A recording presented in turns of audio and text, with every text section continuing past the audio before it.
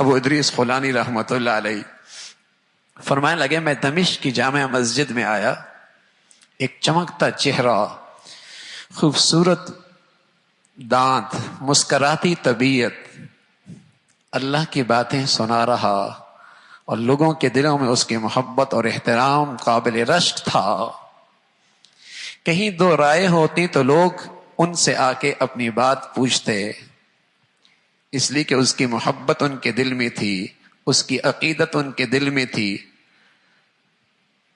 تو میں نے سوچا کل آؤں گا، اس سے آ کے اپنی دل کی بات کہوں گا۔ دوسرے دن سویرے آئے تہجد کی گھڑی میں، سبحان اللہ، اب یہ اللہ سے باتیں کر رہے ہیں۔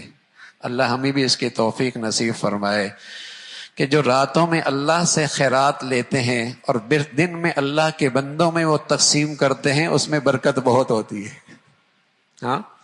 جو راتوں کو اللہ کے سامنے جھولی پھیلاتے ہیں اور دن میں اللہ کے مخلوق کی خدمت کرتے ہیں، اس میں تاثیر بہت ہوتی ہے،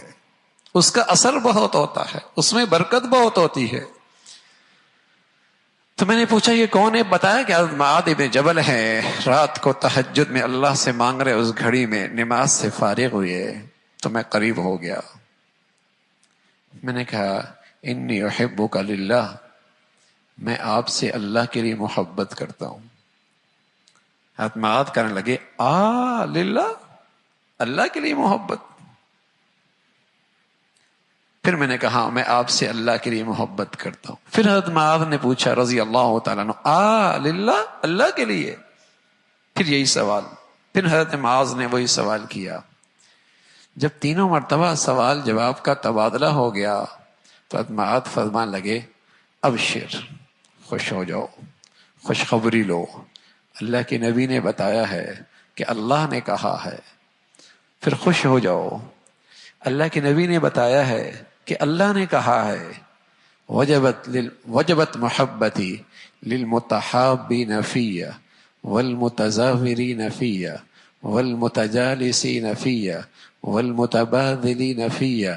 جو ایک دوسرے کو ہدیہ دیتے ہیں، ایک دوسرے پہ خرچ کرتے ہیں، ایک دوسرے کا اٹھتے بیٹھتے ہیں، ایک دوسرے کے ساتھ